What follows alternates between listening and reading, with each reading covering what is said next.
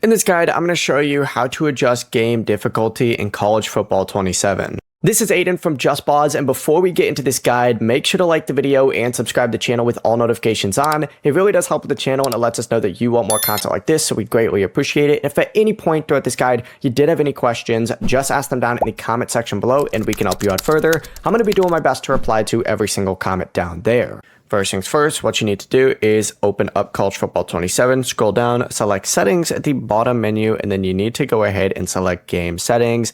From here, make sure you're in the Game Options tab up at the very top, and you need to find the skill level settings. So scroll through here, you'll see skill level right here. Go through changes. You could switch between freshman, varsity, all-American, Heisman. Freshman is obviously the easiest, while Heisman is going to provide the toughest challenge. So just go through, customize this however you want, and then you just got to back out and it's going to save those changes. The process is that simple. Before you do leave, make sure to like the video and subscribe to the channel with all notifications on. It really does help with the channel, and it lets us know that you want more content like this. We'd greatly appreciate it. And if at any point throughout this guide you did have any questions, just ask them down in the comment section below and we can help you out further. I'm going to be doing my best to reply to every single comment down there. Peace.